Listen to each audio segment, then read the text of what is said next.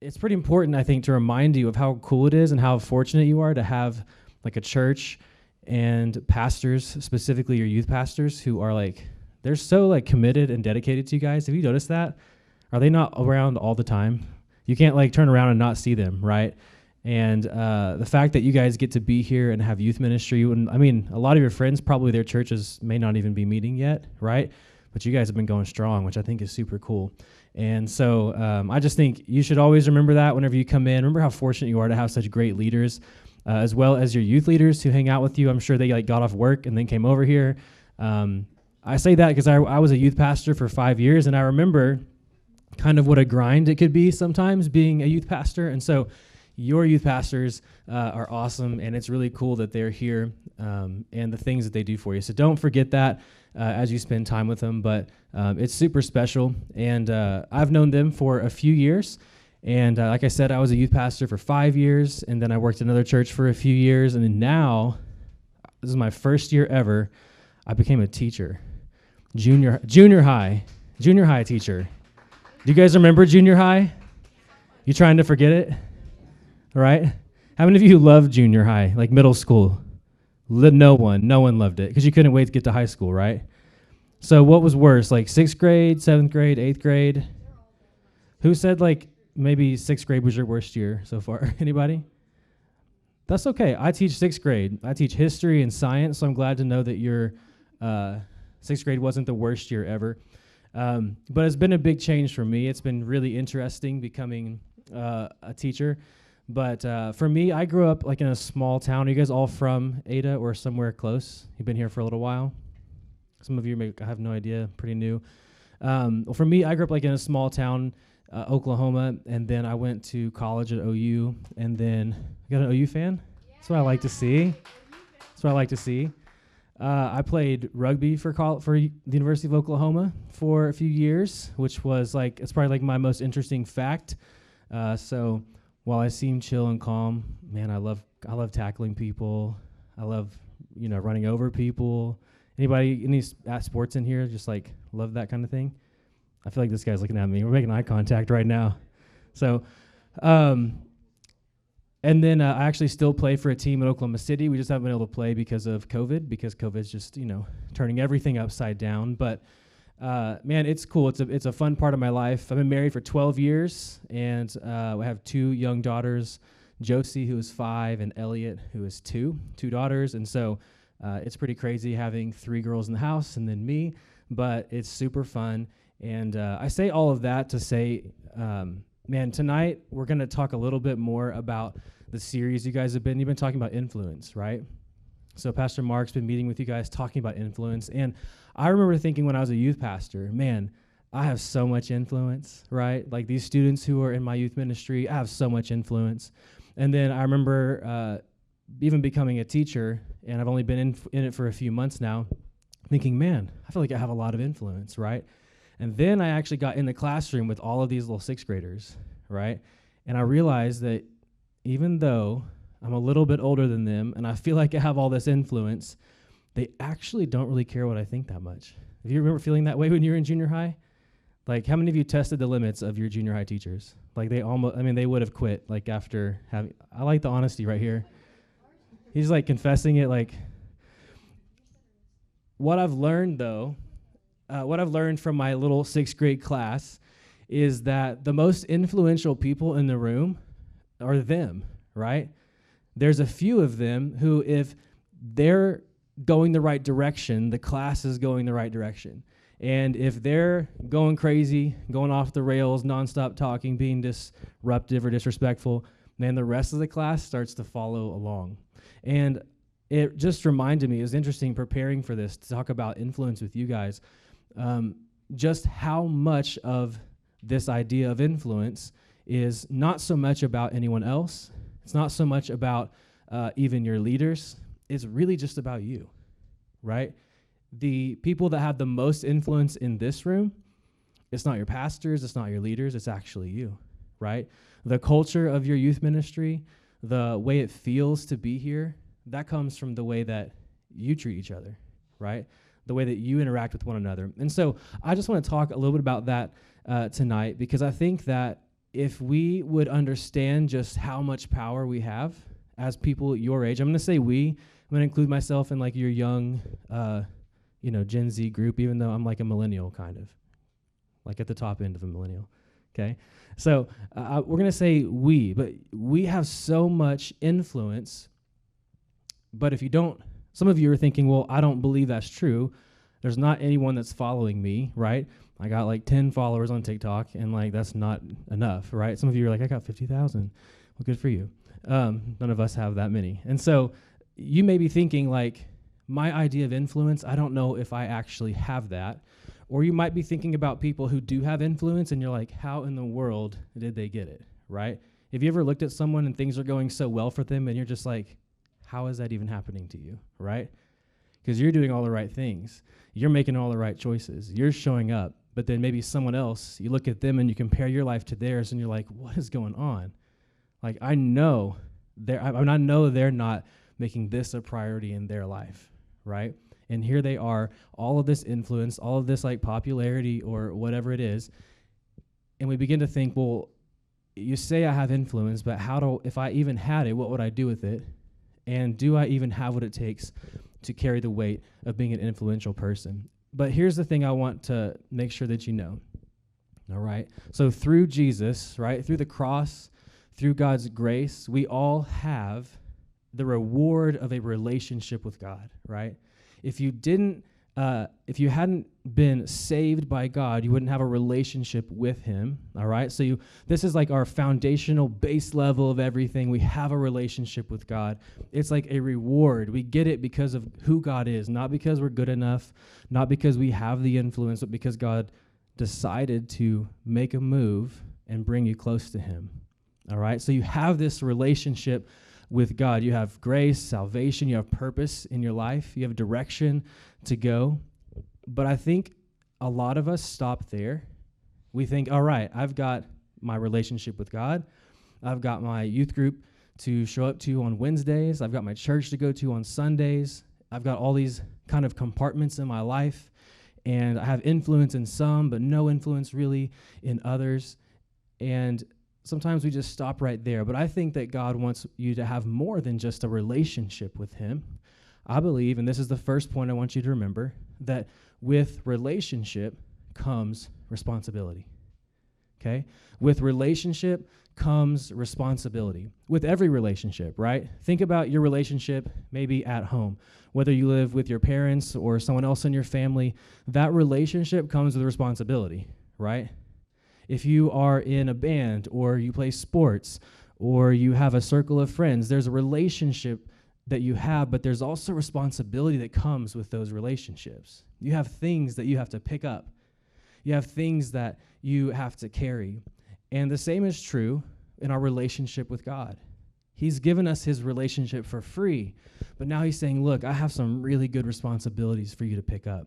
And the influence that you carry has a lot to do with whether or not you're willing to pick up the responsibility, all right? So I want to read something together, and it's in Matthew chapter 5. We're going to stay in Matthew the whole time, but it says this: you're here to be light, bringing out the God colors in the world. God is not a secret to be kept. We're going public with this, as public as a city on a hill. If I make you light bearers, you don't think I'm going to hide you under a bucket, do you? I'm putting you on a light stand.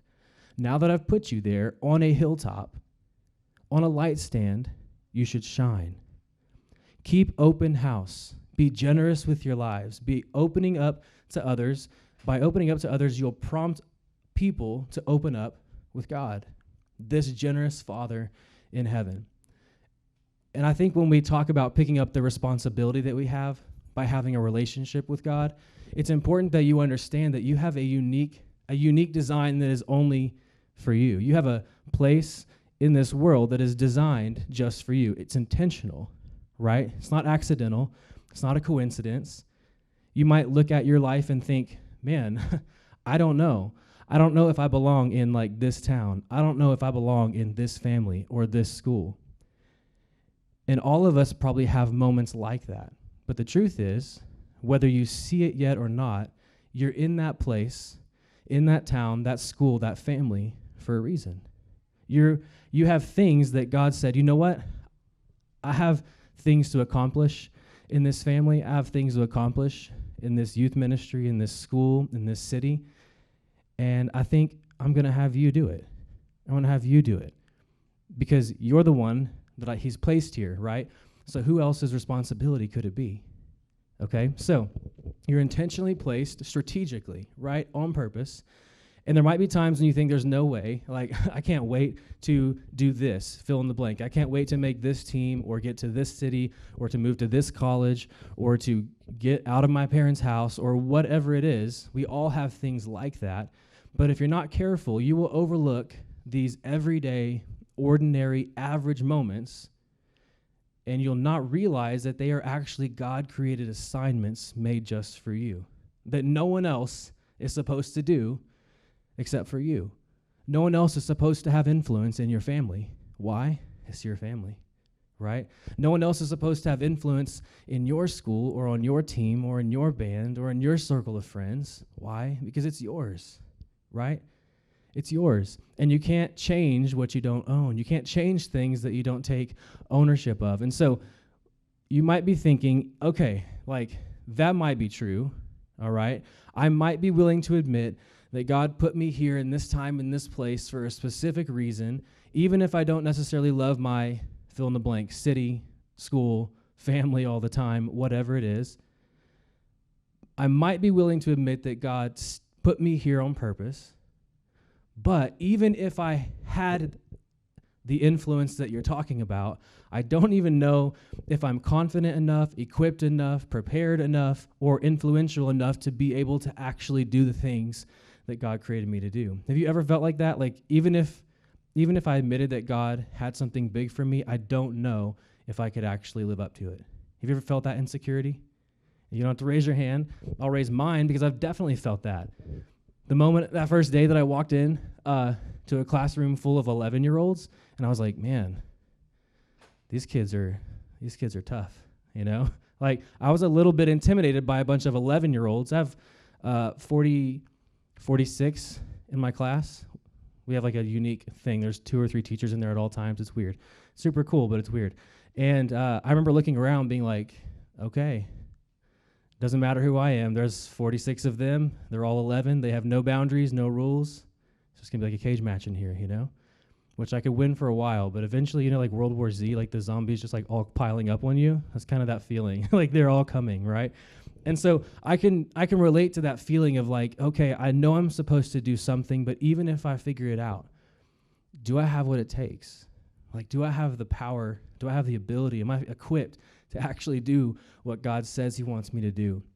So we've established that with relationship comes responsibility, right? The second thing you need to know is this: with responsibility comes power. With responsibility comes power. And so we continue in Matthew, and this is Jesus talking to Peter. And here's what he says. He says, "And now I'm going to tell you who you are, who you really are. You are Peter, a rock. This is the rock on which I will put together my church, a church so expansive with energy that not even the gates of hell will be able to keep it out." And that's not all, which, I mean, that's a pretty big deal as it is, right? And Jesus says, that's not all. You will have complete and free access to God's kingdom, keys to open any door, every door. No more barriers between heaven and earth and heaven. A yes on earth is a yes in heaven. A no on earth is a no in heaven. So you have complete and free access to the kingdom of God. Through the relationship you have with Jesus, you have responsibility. And yes, that responsibility might be intimidating, and it might be a little bit scary, and it might seem like something that maybe I'm not capable of doing, but when you get your responsibility, you also get the power to accomplish it. You also get the power because that same relationship that gives you responsibility is what gives you power. And so how are you supposed to tackle, right? If maybe you say, okay, I've admitted that like God might have put me here on purpose. He might have something planned for me, and I might be a little bit scared or intimidated, but even if I say yes to be an influential person in my church, in my school, in my family, in my circle of friends, even if I say yes to that, and I believe that God has given me some power to accomplish it. How do you like tackle these big issues? Like when we think about what we need to fix in the world, we think of really big things, right? There's a lot happening in the world around you, and sometimes you can look at it, or you can look at Twitter and you can be like, wow, this is never going to get better, right? We're going to be wearing masks until like we're 40, right? I hope not, right? And so we look at things and we start to see these big issues and we wonder like, how could we ever tackle that? But let me just like relieve the pressure a little bit. You're not responsible for fixing the world's problems. It's not up to you to figure it out. What is up to you is for you to look at what's right in front of you, right? Look at the relationship that God has given you, whether it is your family or your friends or the team that you're on or the church that you're a part of. That's where your first level of influence comes from. You don't have to create it for yourself. You don't have to go searching out for it. You don't have to have a big following. You literally just have to be willing to look across at the people that God has already placed in your life, right? And then instead of thinking, okay, let me look at this big problem, you look at it and you look at what's right in front of you. For me, this kind of became clear. Like we just moved, in like June or July, and we live in Oklahoma City, and we moved from one side of the city down to a different side of the city, and the inspector came to like look at our house, which was like pretty old, and that's the guy who's like, look, your house, it sucks, it's broken. Like you need to fix all this stuff, right? And so we got this big long list, and we got a lot of things done, and then we have like a hot water heater, right? And it's like gas water heater, and it heats up the water so that you get like hot water, right? And so he was like, yeah, this thing is like all rusty. It's pouring out in the garage floor. You're going to have to figure that out, right? It won't light, so your water is not hot, which it wasn't like that until the guy got there. I don't know what happened. So here I am looking at this water heater, and I don't know what you do when you have a problem. First thing I do, I go straight to YouTube and try to find a video to fix it. You guys do that? Like, I just go straight to, I'll Google it, or I go straight to YouTube and I watch a video, right? Because I don't want to pay someone else to do something I could do myself, right? I don't want to I can figure it out. So I watch this YouTube video after, like the wormhole you get into, where like it starts out like with the one thing you want to look at, and the next thing you know, you're watching some random like anime or something, or you know what I'm saying? Something, that random phase that you get in that wormhole where you disappear into YouTube. That's kind of where I was. And so I got back out of it, and the next thing you know, like I get up, I go to Lowe's, I buy this part that's in this YouTube video, and I replace it on the water heater. I'm super proud of myself, by the way. So I replace it on the water heater, and it takes me quite a while, and I get it in there, and I go to turn it back on, and it still doesn't light. And I cannot figure out why it won't light. And so I'm like, well, maybe it's not that part. So I take that part back off, and I put the old part back on, because I don't know if that's actually the real problem, right? And so here I am, troubleshooting, watching all these videos, sitting in my garage floor, sweating, covered in water that's like on the floor, with no hot water. And so then I like sit down, and I just like look at the water heater, and there's this like little label on the side, right? And I'm like, oh, what's that thing say? And I just like dust it off, and it just has this really unique set of instructions for how to relight this particular water heater, right? And it says, you need to do this thing for 3 seconds, turn it this way, push this down to ignite the pilot, use this kind of match so that you can reach it, and it worked. And it came on. It was like so simple. I literally was like, on the verge of like just like ripping that thing out of the wall and just like throwing it out into the driveway, right? And then in that moment, I sat down and I stared at it, and there were these basic instructions right in front of my face to at least get it to heat water again, right? The most critical problem was that it just wasn't heating up. It wasn't kicking on. And so I went through this whole thing. I jumped through all these hoops only to sit down and realize that the answer was right in front of my face. Because I don't know about you, but sometimes I can be a little bit of an overthinker. Anybody a little overthinker, right? You like send a text and then you're like, oh my gosh. Or you like tweet something and you're like, oh man. Or you post something, or you ask somebody a question and then you're just like literally waiting for them to text back, and the little bubbles come up. You're like, what does that mean? Like, are they texting me? If you don't have an iPhone, You may not know like the trouble, the anxiety that can come from the 3 little bubbles, after you send a text, right? And so I sat down, I figured it out, like, okay, this is all it was. And so I fixed that. But the bigger issue that I look at now for us is like sometimes we look at life like that, right? We have this problem or we have this thing that we're trying to figure out. And instead of taking a minute to evaluate where we are, look at what's right in front of us, like we're talking about with influence, you might look at the world and say, there are too many big problems to tackle. I wouldn't know where to start. I wouldn't know what to do. But again, God is not asking you to solve the complex problems of the world. God is asking you to look at what's right in front of you, right? Your school, your friends, your team, your church, your family, and say, what can I do? What small thing can I do to have an influence or an impact on that particular area of my life? And so it could be a small act of kindness, a little bit of love, a little bit of inclusion, right? Someone who's not typically included in your friend group might need to be pulled in. Someone in your family who typically you have a lot of conflict with. Man, what would happen if you threw a little bit of kindness their way, right? What if there was something that was constantly getting to you or making you upset, and you said, you know what, I'm going to remove that thing for a little bit? God's not asking you to solve the big problems. He's asking you to realize the influence you have for the things that are right in front of you. Because here's what I think we have to understand about influence. Sometimes we look around and we think that the only people who have influence are people who have positions of authority, right? We look at them and we think, well, of course they have influence. They're a leader. They're my pastor. They're my parent. They're at the top of some social ladder, or they have all of these followers. So of course they're influencers. But for you, something you have to learn is that authority, you don't have to have authority to have influence.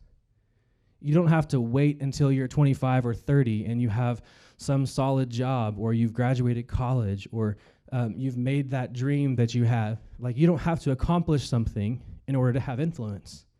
You don't have to have authority. You don't have to have a position, right? It's just like when I walked into that classroom full of 11-year-olds, they didn't care who I was, right? And the way that I won them over could either be to hold authority over their head and force them to adjust their life to fit my rules, or I could have a relationship with them and I could begin to influence them to where now through our relationship, they start to pick up responsibility. And that's what God's calling us to do too. That's how we establish our influence. We don't fight our way to the top. We don't look for positions and say, look, I have the position, so now you have to listen. Because nobody likes a power-tripping leader, right? That's the first person you start to tune out whenever they talk, right? There are people in your life who don't hold a position of authority, that while you should honor them, certainly, there are people in your life who don't have a position of authority, but you give them way more credit than you do other people because they have influence on your life, right? And so you don't have to wait until you're 25 or 30 or you've hit some milestone to be a person of influence. You can be a person of influence today. Influence always outpaces authority. You're going to have influence if you go after it way sooner than you have that high-level job or that high-level reputation. You can have influence way before you have authority. And nothing builds influence like serving people. Nothing builds influence like serving people. And you might hear that and think, well, how does making myself smaller help me gain influence? Well, while you're serving others, God's making room for you. You let God make room for you. You don't have to elbow your way in. You don't have to force your way to the top. You can have influence by simply serving and taking care of other people, putting others before yourselves. Let God make room for you. So when was the last time, if you got really honest, when was the last time you served your school? When was the last time you served your family, your parent, your sibling, your grandparent? When was the last time you said thank you or served a leader in your life, right? When was the last time that you served at church, right? Some of you probably do it a lot, and you've been raised on it. Some of you are like, I'm kind of on the fence. If you want to have influence, Man, the best way to do it is to put other people first. The people I love the most are the ones who equally love me, right? They're easy to love because they look out for me. They ask me how I'm doing. They care about me. So I care about their opinions more and more because they're investing in our relationship. That's how you're going to develop influence with the people in your life. And so there's a verse that I want to read with you in Romans to kind of wrap things up. It says, so here's what I want you to do. God helping you, take your everyday, ordinary life. You're sleeping, eating, going to work, walking around life. Place it before God as an offering. Embracing what God does for you is the best thing that you can do for him. Don't become so well adjusted to your culture that you fit into it without even thinking. Instead, fix your attention on God. You'll be changed from the inside out. Readily recognize what he wants from you and quickly respond to it. Unlike the culture around you, always dragging you down to its level of immaturity, God brings out the best in you. He develops well-formed maturity in you. And what that's saying is that it is your everyday, ordinary life that helps you gain influence. It's your opportunity to take what God has given you, communicate it, or share it with someone else, because it's your family, right? It's no one else's family. It's your team. It's your life. It's your school. It's no one else's. So it's no one else's responsibility to carry the influence that God has given you. And the good thing is, no one else has the influence that you have in your area of life because it's only you. So I would encourage you not to look at the season of life that you're in as just a stage where you're preparing for the future. You definitely are doing that, but you're also living in an important season of your life. You should have influence now, not just prepare to have it when you're in your 20s or after you graduate high school, right? Because that's a lot of purpose that you're just leaving on the shelf. You know, for me, last year around Christmas, I got a new pair of Air Force Ones, right? Because it's just like, that's my shoe. I've been through a few of those over the last few years, and I had the white ones with the black checks, right? And I wore those like crazy. I mean, they went to camp, they traveled around the country, they went to different states, they did lots of fun things with my kids, we went on vacation, like they got their life, they got a full life, right? And so then Christmas came, and I got these, the all white ones, the ones I'm wearing now, and I remember getting them. I got them a couple days before Christmas, and I got them, loved them, put them on the shelf. You know, it was like December. Like, I'm not gonna walk around in like the dirty snow thing. Like, I don't want to crease them. I don't want to get them dirty. So put the force fields in there. Kept the little cardboard molded thing. Left it in there in the box, top of the shelf. Not taking these down until it's time. And every now and then I would get ready to go somewhere, and I'd be like, all right, I'm going to get these out. And I'd be like, but they're perfect, They're perfect. I don't want to pull these off the shelf yet. And so I would leave them on the shelf, and I would put on my old ones, or I'd put on a different pair of shoes. And no lie, it was like March, still hadn't taken them off the shelf. Hadn't taken them out of the box, because I could always find an excuse not to get them off the shelf. I was like, well, I really don't want to grease them. It's going to rain, or we're going here, so I'm not going to mess with it. And it's a pain to clean them, and I want them to be perfect. And so I just kept leaving them. And that's 2 or 3 months. These brand new shoes stayed on the shelf. But what's interesting about it is I didn't want to risk them getting out into the world and becoming these used pair of shoes that could potentially get creased or dirty or whatever. But they weren't serving their purpose during that time. They were literally just sitting on the shelf, right? And so there came a day where I said, you know what, it's time. It's time to get these things out and actually let them be shoes. Right now, they're literally just little trophies sitting up on the shelf. And if you're a shoe person, I get that, but at some point, they got to be shoes, right? At some point, they got to serve their purpose. And a lot of times, I think that we look at life like that, and we think, well, there's going to be a day when I'm going to step out, and I'm going to go ahead and do whatever it is that God called me to do, or I'm going to go ahead and have that conversation or invite that person in or expand my circle of friends, or share the gospel with my family, or do the right thing in this situation. But then we just walk by and we're like, I don't know. Things are pretty chill right now. If I take that step, what if I come off of the shelf and it just doesn't go right? What if the first thing I do is step outside and my dog runs all over my shoes, right? And I have to get a new dog, I'm just kidding. But what happens? All right, what happens if I take that step and I put myself at risk to gain the influence that God has called me to have?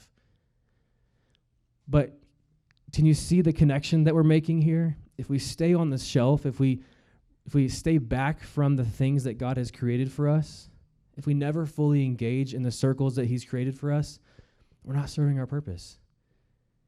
We don't have influence. We're just kind of floating through, coasting through life. And I promise you, that's not how you were designed to live. So what's cool is I put these on. I put them on at the beginning of the year, right? February, March, whenever it was. And just like my old ones, they're a little tight at first, half size down so that they fit and don't crease and all that. Like, they're a little tight. And I had to walk, like this for the first week or so, like you do when you get like new shoes you don't want to mess up. And they had times where they got messy, right? I got 2 kids. Now I wear them to school, which, by the way, wearing the Air Forces into 6th grade was like, that bought me like credit right away. So I was pretty pumped about it. But they've gone through some new things, but they've also been there for some really great things.